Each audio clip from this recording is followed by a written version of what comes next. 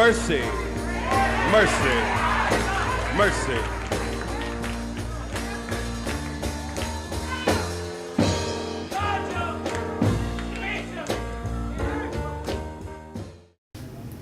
Welcome to this playlist, which is devoted to an analysis and a discussion of the Divine Mercy devotion. I suggest that you watch them in numerical order.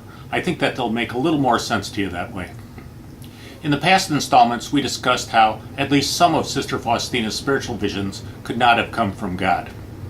But where did the ones that didn't come from God come from? Well, over the next two installments, we'll discuss the various possibilities. And they are, she was lying, she was hallucinating. At least some of these could have come from herself in the form of successive locutions. They came from the devil, or any combination of these. Though I personally don't believe that Sister Faustina fabricated her spiritual visions, it should be included as a possibility. Among those who knew her best, the nuns at the convent, this was a suspicion. A certain sister thinks that this is all a pretense on my part. The possibility that these were all in Sister Faustina's mind is a definite possibility.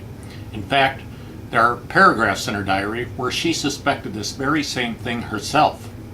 In the evening, during benediction, such thoughts as these began to distress me. Is not perhaps all this I am saying about God's great mercy just a lie or an illusion?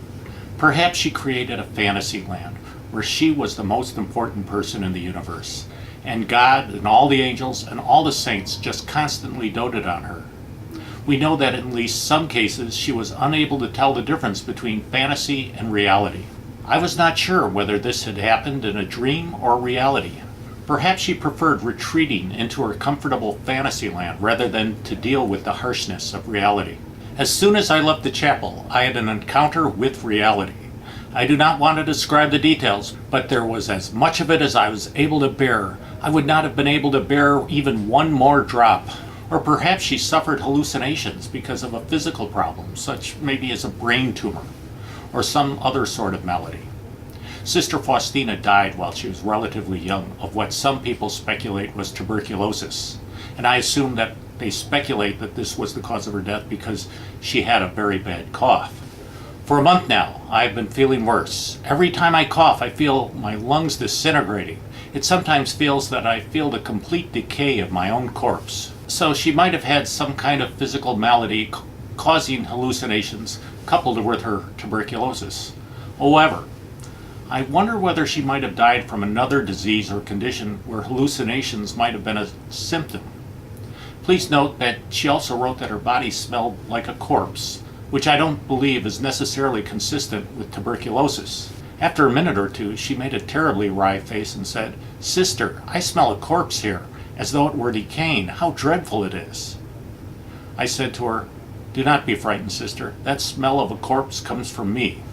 If anyone who is watching has a medical background, I'd appreciate your thoughts. Is there a condition that causes a sort of body odor, causes a bad cough, and is associated with brain dysfunction? If so, please post your comments down below, and it'd be interesting to explore this more. In the last installment, we noted that Father Bukowski warned Sister Faustina that these experiences could have come from herself. Father Bukowski said, "What I said to you was said as a warning, because illusions may afflict even holy persons, and Satan's insinuations may play a part in this.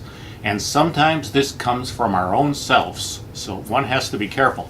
So how could this happen that they have come from herself?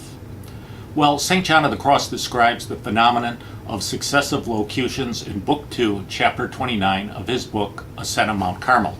And he says, "These successive words always come when the Spirit is recollected and absorbed very attentively in some meditation, and in its reflections upon that same matter of which it is thinking, it proceeds from one stage to another, forming words and arguments which are very much to the point and with great facility and distinctiveness, and by means of its reasoning discovers things which it didn't even know with respect to the subject of its reflections.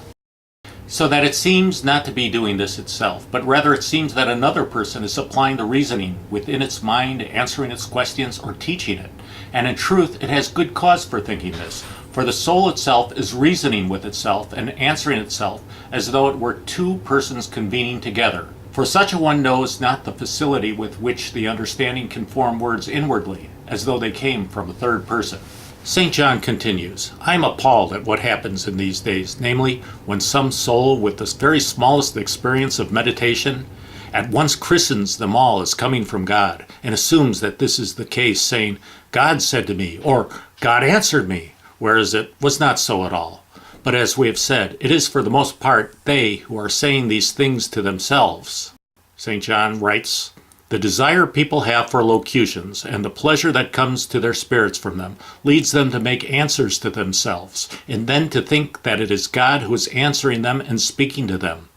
They therefore commit great blunders unless they impose a strict restraint on themselves, and unless their director obliges them to abstain from these kinds of reflection.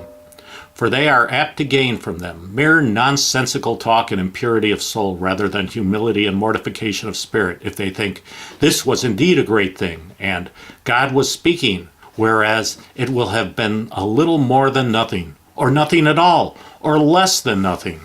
Well, I hope you enjoyed this installment, and we'll be back again in about a week with the last installment to this playlist. But in the meantime, please check out my Facebook page, which is linked down below, and please pray for the church. Mercy, mercy, babe.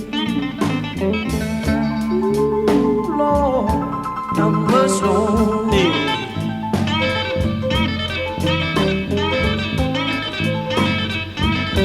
Well, if I done somebody wrong,